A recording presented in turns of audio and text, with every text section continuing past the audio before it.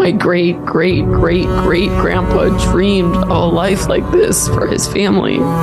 Like, this has to be trolling, right? Like, when I actually watched this, I thought this was some type of weird performance art from an American who knows how much we find this stuff annoying. I have felt your pain, grandfather.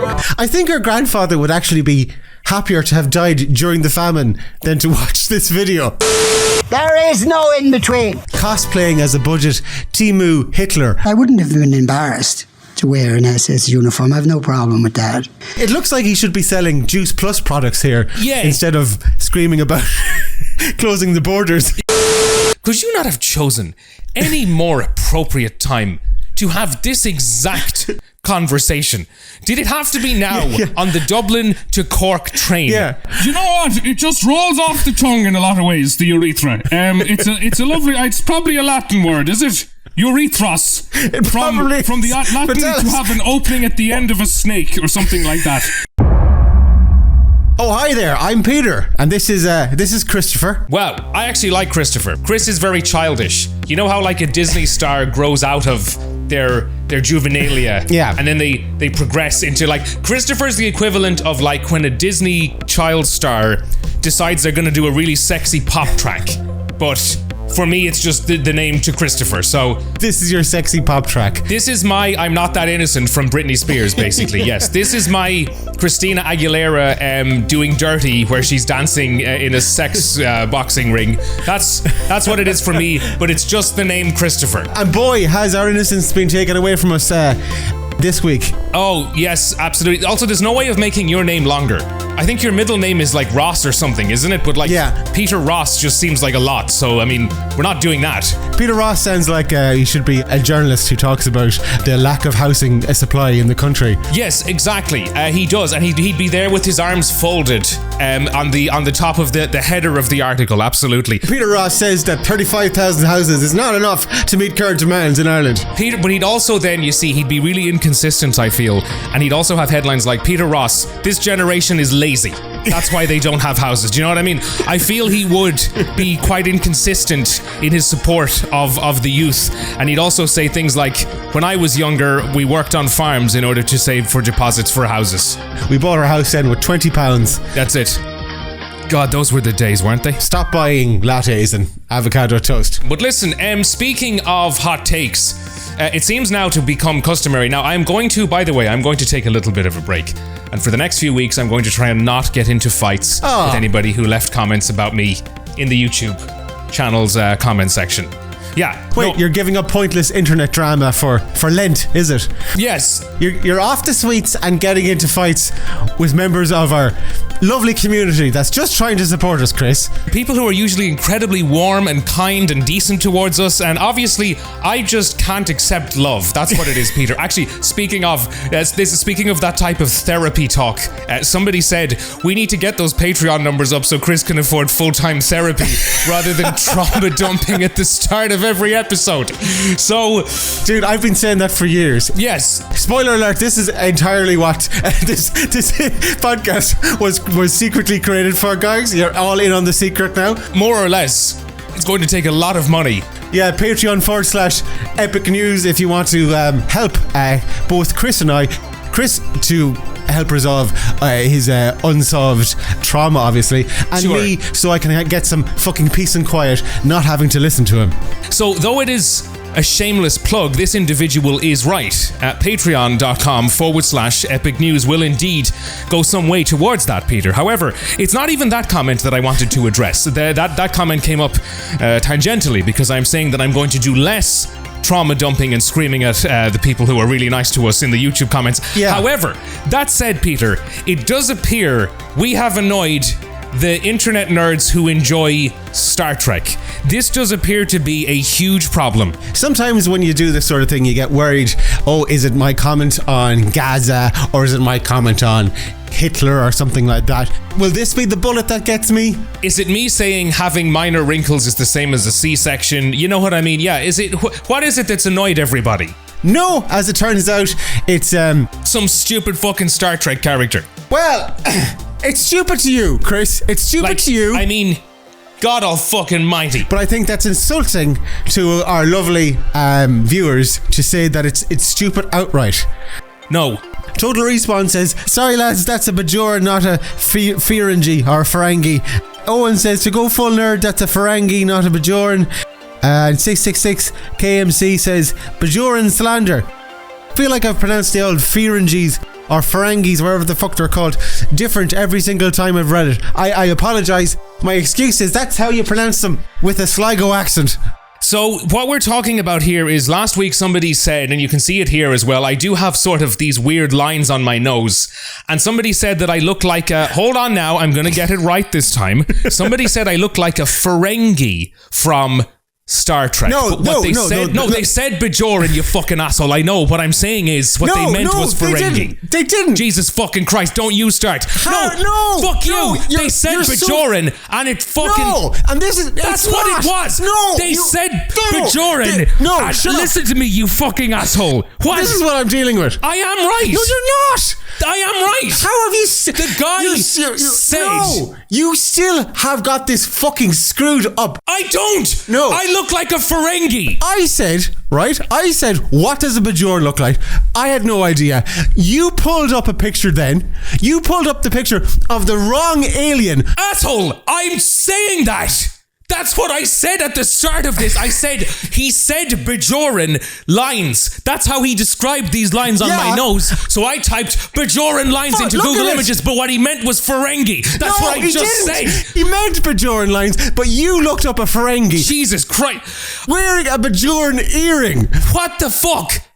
You went to the Wikipedia of the Bajorans. I didn't even fucking go that far. I looked at the first thing on Google Images. I didn't even put that much fucking effort into it. I promise you, Peter. I didn't even go on a Star Trek wiki.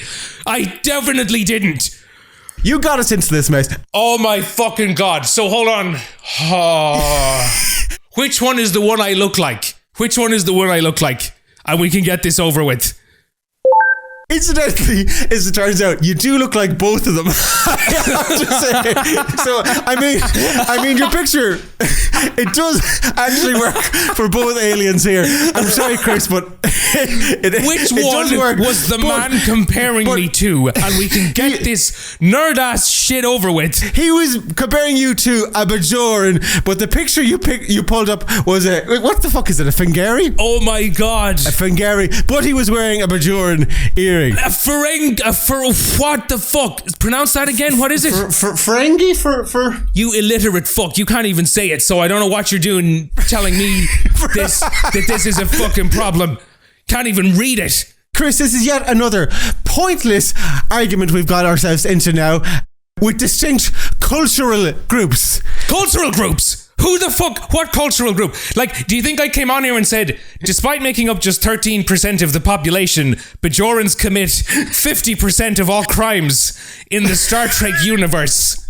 This isn't racism. This is all just FBI crime. Have you ever looked up the FBI crime statistics? Have you measured their heads yet? I'm done phrenology on the yeah, and it turns out that they actually have a smaller cranial capacity.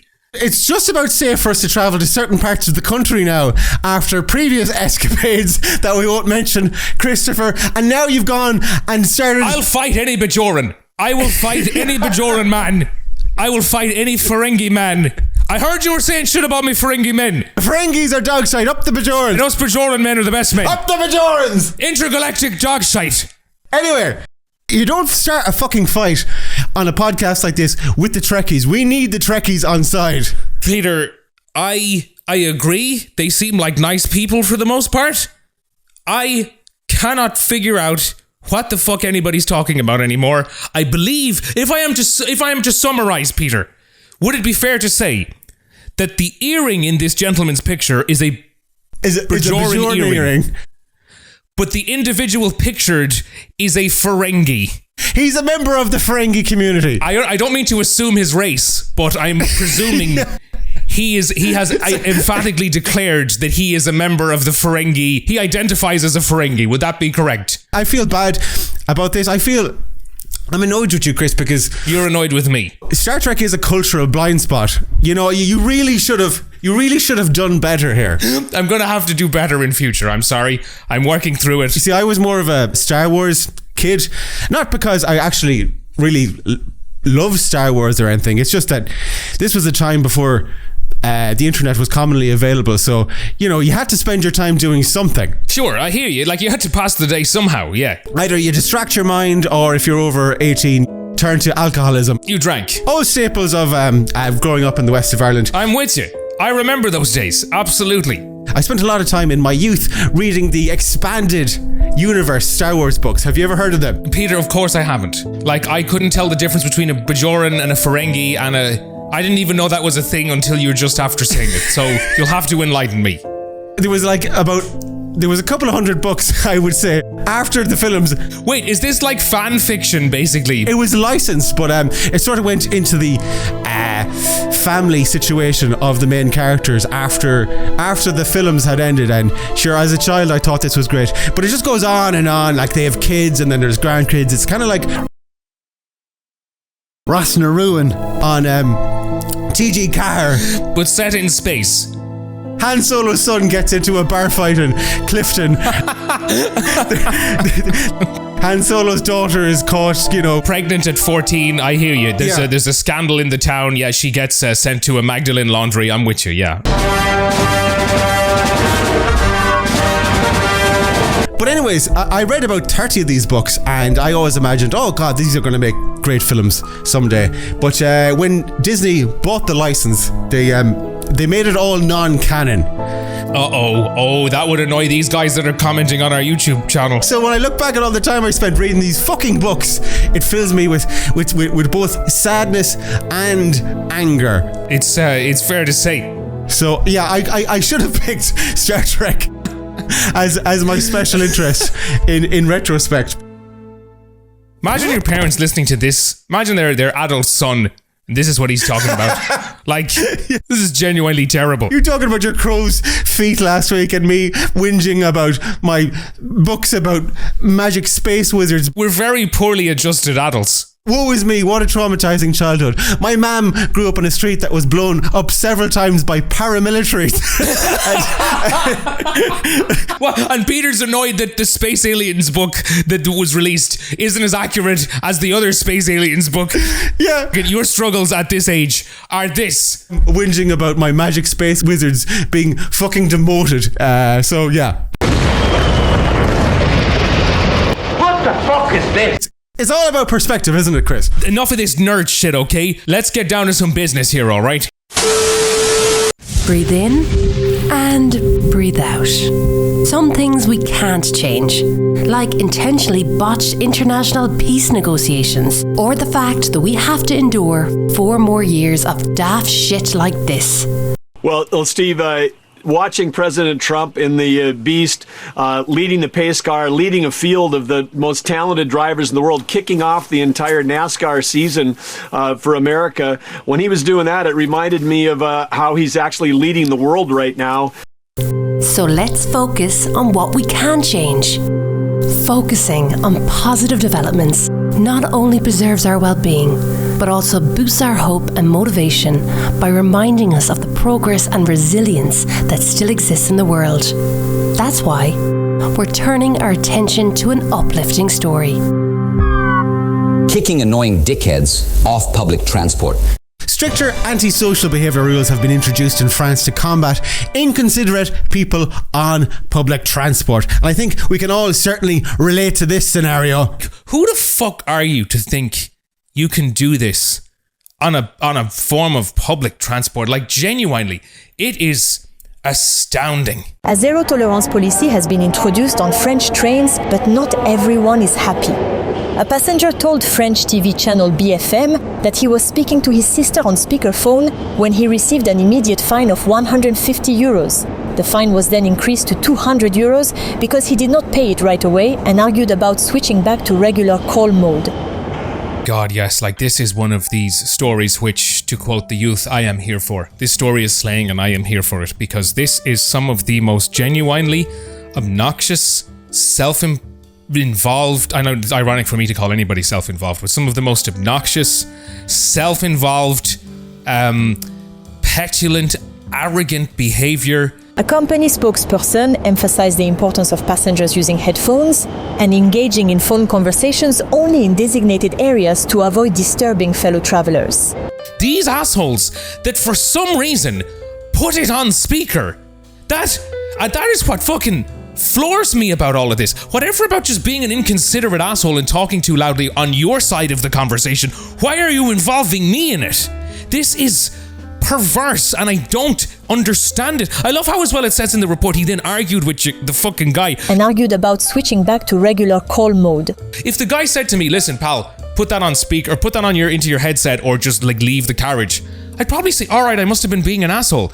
But like, to then argue with the person as though there's some kind of moral grey area here. The entitlement, Chris. The entitlement. I think that's the key here. That's what it is. It's the entitlement. Do you know, and it's so bad, you know, you hear these conversations and they're going into incredible detail.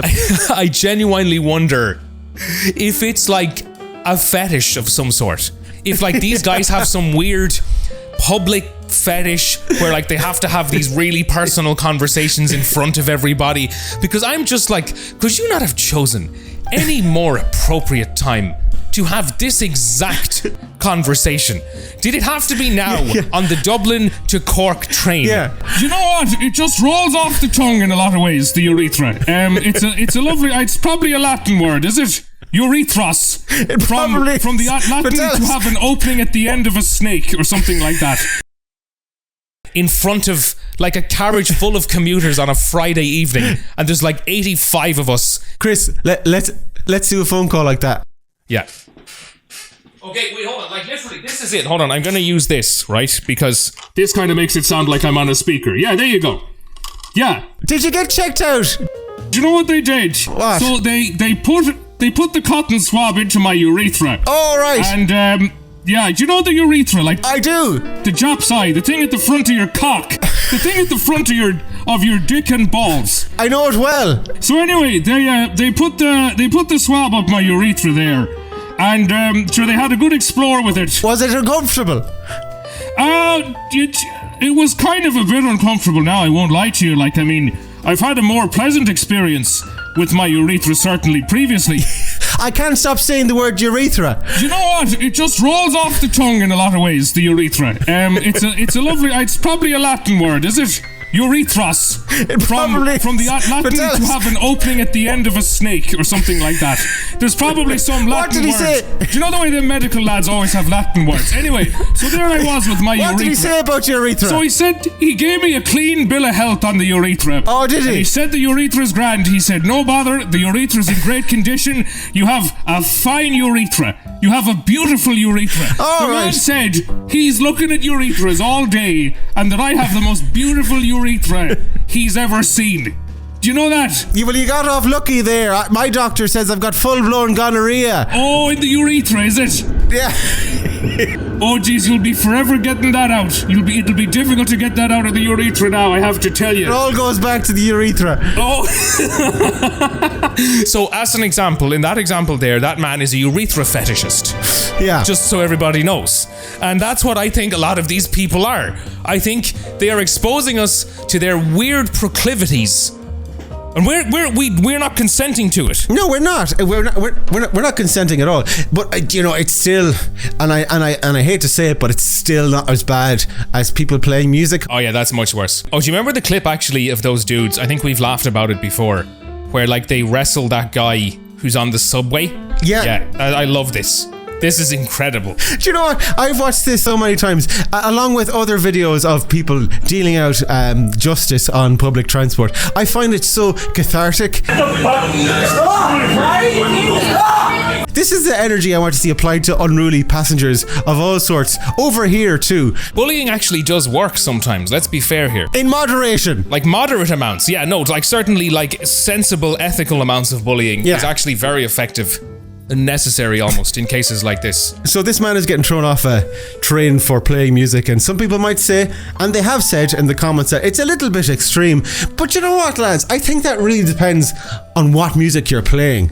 Sure, like there's certain tracks, like, so the Motto by Drake I think should be played on public transport because it just has a great kind of bass line to it. I love that sub bass and everything. That's fine.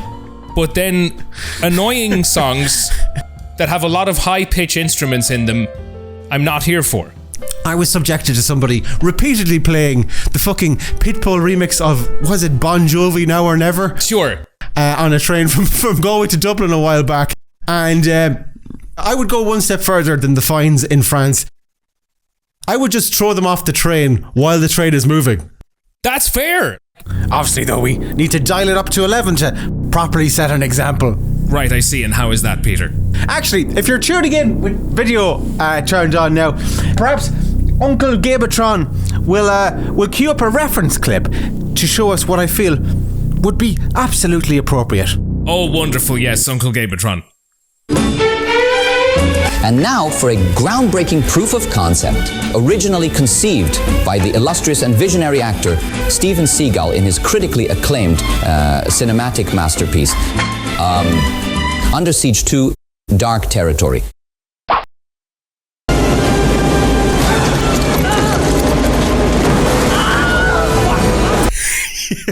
I feel this is stern but fair. Absolutely. But I need to ask you a question, because I like your idea here of just throwing them off the train while it's moving. I'm fine with that. I'm fine for a little bit of street justice.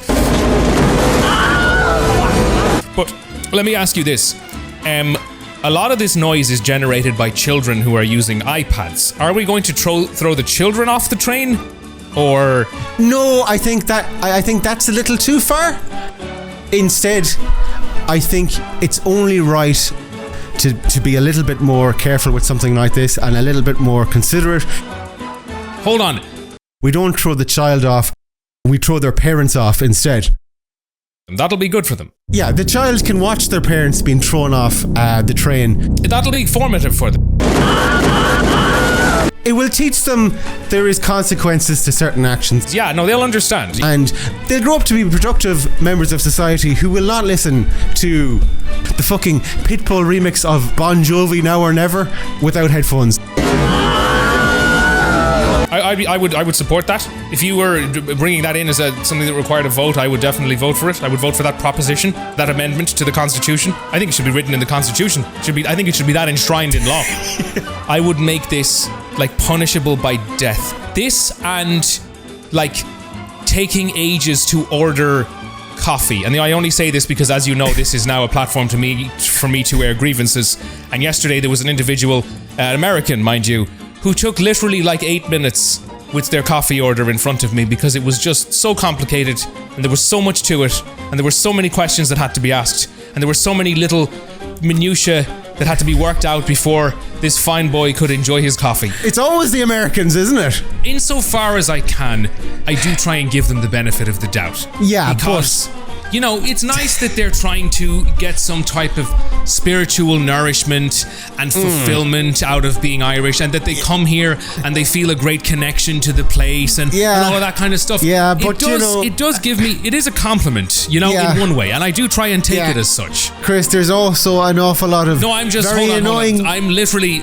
No, Peter, it's okay. I'm just saying this because we're about to tear this woman to shreds. Okay. And I feel that this is the part then where when you have torn her to shreds, you go, yeah, but at the start I said that it wasn't so bad. We were very impartial at the start. Yeah, we were actually quite fair and balanced at the start. If you listen back, Peter, I've been around doing this long enough, pal, as have you. That's okay. Believe me, pal. Right. Few years that we've both experienced on the old commercial radio. That's the reason I'm doing this. So that then when the inevitable comes, that's why. Yeah, exactly.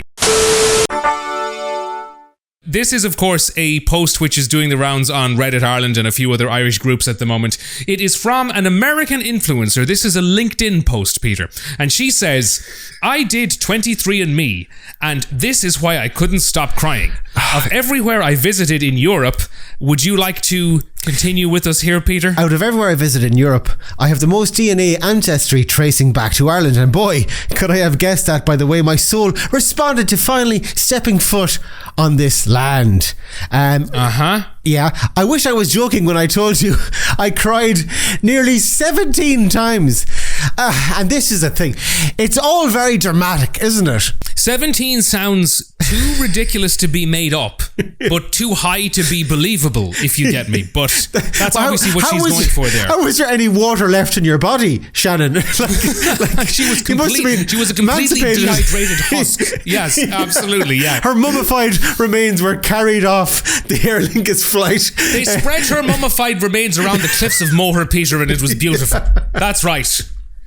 Anyway, look, she then says, took a lot to get here, turned a lot of pages with gratitude I have for my family this past year. So it's interesting, Peter, because that family that she's referring to, you are not going to believe where this is going. However, I went onto her YouTube page, and this is one of the first videos that you come across. You guys, I did not realize that in Ireland, where I just rented a car, drive on the left. Oh my gosh. Oh my gosh. Peter, this is setting the tone. Ireland, the land of my ancestors. I sense they know I am here. Can you imagine a man who died once again with an aching stomach watching this video? The land of my ancestors. This is the thing with these Irish Americans who come over here. Like, I bet her ancestors cried less than 17 times when the potatoes started rotting in the ground. They know I am here. Imagine what they had to deal with, and they probably still managed to keep themselves together more than this woman. My great-great-great-great-grandpa dreamed of a life like this for his family. Like, this has to be trolling, right? Like, when I actually watched this, I thought this was some type of weird performance art from an American who knows how much we find this stuff annoying as Irish people. I figured that's what it has to be. Make our ancestors great again, Christopher. My great-great-great-great-grandpa. If only he could see me now. I have felt your pain, grandfather. I have felt your shame and your depression. I think her grandfather would actually be happier to have died during the famine than to watch this video. Yeah. Absolutely. As her great-grandfather, if the options were dying during the famine or living to see my great-great-great-whatever granddaughter, my great-great-great-great-grandpa, doing this fucking nonsense on YouTube for engagement, I think I would actually have just said, I actually would have just said, you know what? Throw me off the cliffs of Moher. This is enough. I don't care. Yeah. Just leave me in the bog here.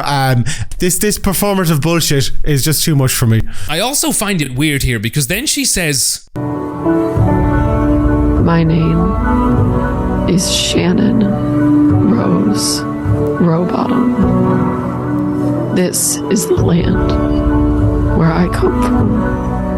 Rowbottom. One of the beautiful Irish names, absolutely. That kind of sounds like somebody that her ancestors might have been fleeing from to go to America. She sounds like the landlord that would have tormented her great-great-great-great-grandfather, etc. My great-great-great-great-grandpa. And some people out there might be saying, you're being very harsh now and you're being very critical of this lady. But can I just say that I am emotionally drained by Irish Americans at the moment. We're as nice as can be, and then they go home and then they write comments like, I liked my trip to Ireland, but there was a bit too many blacks around for my liking. Yeah, an awful lot of black people over there. Yeah. What's going on with that? Or lately, dumb shit constantly, like Conor McGregor should be the next president of Ireland. Oh gosh. There is also as well on that, there's this very weird thing where I've seen Irish Americans now since the Trump win saying things like, I'm going to reclaim my Irish citizenship and come to Ireland. And I'm like, hold on, don't make this our problem now, pals. The fact that you aren't happy with the fact that Trump is in government. You've never shown the slightest bit of fucking interest in your Irish citizenship until this. So we're not suddenly going to be the holla back girl in this situation, so to speak. For years, I've always defended Irish Americans, but I think we need to close the borders, Chris. Peter, we need to close the borders till we can figure out what the hell is going on with these Americans. We can't be playing this game any longer. It's exhausting, so I just think we need to shut it down for a while until we figure this one out. Till we can figure out what the hell is going on. And you can figure out, most importantly, what the hell is going on over there. Because we keep on importing your bullshit. I mean, yes, there is some lovely things that have come from America culturally. I mean, so many books and films and Hooters, Peter. Yeah, Are you familiar with Hooters? Hooters is fantastic. Are you familiar with the franchise Hooters? Is Hooters coming over here? This headline says, it's horrible. Hooters plots British restaurant expansion via Newcastle. There's also some speculation that they might be coming to Dublin in Ireland in the near future, which is very exciting, Peter. I've never been to a Hooters, but I do find the idea sort of perverse, because I know the way in the US there's a lot of tipping culture and a lot of that, like, hold on, working for your tip, so all the waitresses are nice to people who look like Peter and I anyway, and we don't usually get that, and Hooters is just basically taking it to a new level. But personally, and I'm not trying to seem really enlightened or like a gentleman who's above sometimes his desires, but I would feel just kind of stupid going to a Hooters and paying for girls with large breasts to serve me food. Like, I would just feel kind of silly, right? Seriously, I can't speak for Hooters, but going to Denny's, I tell you, in New York, while extremely hungover, was enough to put me off American-style tip-focused service for life. Do you remember that waking nightmare? Who doesn't want relentless, really forced small talk at 7 a.m? Like Shannon here, I almost cried 17 times. I also think Shannon really summed up my feelings here when you ran to the bathroom to get sick. It felt your shame and your depression. I think we're way too cynical for that over here, but who knows? I mean, we've imported so much other American shit, including, as I just mentioned, all this culture wars nonsense. So I think, we need to shut it all down, Chris. Speaking of shutting down the borders, this reminds me of, do you know the politician, failed politician, Justin Barrett? Yes, Peter, you know what's really weird? Don't get me wrong, I think this guy is an odd gentleman as well. Peter has this morbid fascination with this guy. Every week I'm talking to Peter, I get the latest updates about this guy. I secretly wonder if Peter supports this guy. Do you know what I mean?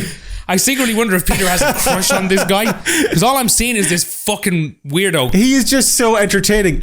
If you don't know some context, this is a guy that was in the Irish Nationalist Party, and he got kicked out of it because he was too extreme, basically, and got up to all sorts of hijinks there. And if you're getting kicked out of a party like this, it says a lot, really. You're an extreme guy. Yeah, you're a guy with some out there views. You're a special individual. Well, he went and created his own breakaway group then called what are they called? Clan Éireann or something. Clan Éireann, yeah. And I think that means Shield of Ireland, because they want to protect Ireland and protect our borders. And if you go back a couple of months in your mind, you'll probably recall their launch video. Ireland is no longer Irish. This was some proper cinema, Peter. Yeah, absolutely. Where they all kind of had a little bit of a dress-up party, because nothing screams serious political movement like cosplaying as a budget Timu Hitler.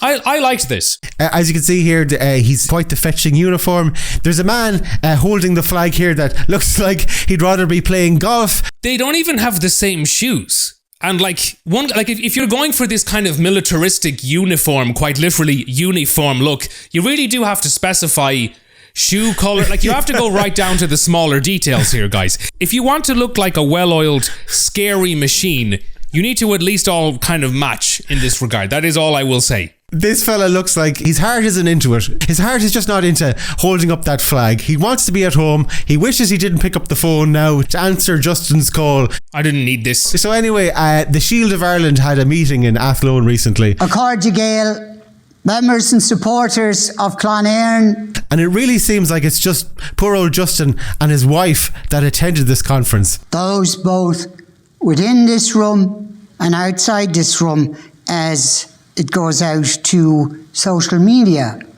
We're not packing out the RDS either, and we're not pretending that we are. But I can remember going to a meeting in Sligo and there was no audience at all. Oh, it does look quite intimate. You know what I do have to say though? I like these little pop-up things he always brings with him. It adds a certain air of sophistication to everything. Like you see at trade fairs, like when a guy has a product and stuff, he has this stuff behind him and it'll have a little marketing blurb. I like how he's gotten this printed on these things. It adds a certain level of professionalism to this operation. Him and his wife here spouting whatever this is. I enjoy it. The uniform I wore in Belle Blau is not an SS uniform, but I wouldn't have been embarrassed to wear an SS uniform. I have no problem with that. And neither should anybody else. Yeah, it's also a weird kind of clash of tones because you can see there's plastic wedding chairs and conference room carpet. It looks like he should be selling Juice Plus products here instead of screaming about closing the borders. This looks like Avon or whatever those multi-level marketing things are, where you get a bunch of people together and try and force them to sell shit to their friends. I suppose actually that is what he's doing in a way here. So listen. In a way, yeah. And despite the fact that I'm commonly called a misogynist, I actually get on quite well with women. I've noticed it's him and his wife a lot of the time, and his wife has a certain, I have to say this, and I don't mean this sarcastically, this is love, because Justin is arguably doing some very weird shit here, and it's very out there. He kind of looks odd a lot of the time when he's doing this. Sorry. And the wife is always really dedicated, really supportive, clearly looking at him like, if you look at her here, she looks at him lovingly. We could all take a page out of this book, Peter. It's love or it's Stockholm Syndrome. I don't know what it is, but I tell you, she seems to have the patience of a saint. Look, I know she's involved in this sort of politics as well. I believe she actually ran for election in some place before as well. Oh, did she? Okay, but right. even that has its limits, because Justin goes on to speak here for nearly 2 hours on his own. At a certain point, you can start to see the life drain from her face as he rambles on and on. Well, it's probably just that she's used to hearing this. You know, she probably hears this a lot. So it's probably just that she's already heard him like practice this speech several times. Look, she might want to close the borders too, but surely this goes so far. Like, you get to about the 1 hour mark and then you must be like, do you know what? I'd rather be at home. I'd rather be at home watching the Fair City Omnibus. So they go, oh, you can't join Con Air and you'll be blowing up Leinster House. And in fact, you won't be able to blow up Leinster House. And I know you won't be able to blow up Leinster House, because I've tried getting into Leinster House when I was far more respectable than I am today. That's not easily done. Even with a TD signature, it's not easily done. Could we not, though, I will say respectfully, Justin, and don't get me wrong, Peter and I can tend to go on as well. Could we not have done this in less than 2 hours? Could we not have tightened this message up to like a solid 45 minutes? 2 hours does seem a little self-indulgent. It runs a little long. I feel we could have gotten in and out of the message a lot quicker. That's all I'm saying, respectfully, for the future. You could have shot this at home. You could have put the full uniform on then too, along with the SS hat. You could have put on 2 hats if you wanted. You wouldn't be alarming any poor hotel staff in Athlone then. But I have to say, there's a part here where he starts ranting on about shaking hands with Nazi members, and she just sort of makes this look. Okay. This hand shook the old hand of men in the Waffen-SS. And I am not ashamed of that. That's the look of a woman who has heard this story so many times now. I can relate to her here. This is how I feel when I listen to you, Chris, yes, go on about your petty woes in your life. In many ways, this relationship here that you're seeing is a direct analogue for Peter and I's relationship. And Peter is that long-suffering, but somehow still there wife, and I am the deranged man that is constantly talking shit. And now, don't get me wrong, I actually even think I could get... The only reason I can imagine he did the full 2 hours in the hotel room was because he was like, I have paid for the 2 hours and I'm going to use the 2 hours. I have gotten the full 2 hour package for here and I expect to use it. I expect the free bottles of water that are part of the package to be on the table, and I'm going to speak here for the full 2 hours. Now, back to the time I met Nazis and shook their hand. And I am not ashamed of that. Your rants aren't quite as divisive as shaking hands with Nazis, but I mean, you have inadvertently started a conflict with the Bajorans and the Phanarians. Every so often on social media, somebody comes along not understanding the way that names work. By episode 10, the intros to our videos will just look like this. You will have gone full Justin Barrett. We'll need to devote a full 2 hours to Chris settling all his grievances before the episode starts. Just like this, exactly. You know what I might actually do for all of the people that I've gotten into fights with now on the comments over the YouTube videos? I might rent a conference room in Athlone and have all of their comments printed out and be like, listen here, you fucks. Yeah, you need to have a full press conference. This is what's happening. I hate Rockstone balls. I hate double guitars. I hate the guy who said I look like the guy with the purple shirt from Baldur's Gate 3 or whatever it is. Actually, you know what? He's kind of handsome. Maybe I shouldn't hate him. Somebody in the comments recently, I noticed, said you're Timu Russell Brand, so... Okay, you know what? That's enough. That's enough about Chris for now. I think we're gonna have to leave it there. Peter, it was great to talk to you. It was great to talk to everybody this week. I hate everyone who's subscribed to the YouTube and the Patreon. They're a fantastic community, and I love all the references to old stuff as well. Like somebody said, what did they say here? They referenced one of our videos from like 12 years ago or something. This is like the time Chris wished Peter dead in the St. Patrick's Day video. That is very true, I did. Hold on, let's get this clip up. We think we have discovered St. Patrick's wishing chair. It's in there. Yeah, that's it. Somewhere. Chris doesn't believe me. No, of course I don't believe him. It's the right relic. Because it's a rock. He thought St. Patrick's wishing chair was going to be some sort of leather recliner out in the middle of a field. I didn't quite think that. He did. But I thought that the name would live up to more. Chris. No.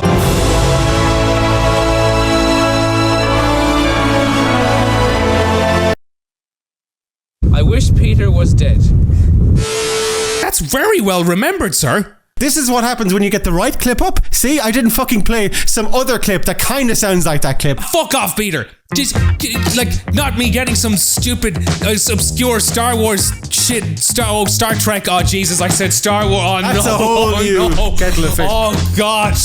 I'm leaving. This is enough. We'll see you next week if the Bajorans and the Fingaris or whoever the fuck haven't torpedoed us. Patreon.com/epic news. Patreon.com/epic news. Can we kick this over to Uncle Gabatron to wrap this up in a more sensible way? This is a sensory overload. Peter's screaming, the Uncle Gabo's gonna be in here now. I can't do it.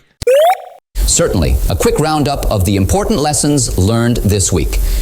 Trusting Chris with Google has proven to be a risky business. Binning the Star Wars expanded universe was bad, but not as bad as the British state turning a blind eye to rampaging loyalist death squads.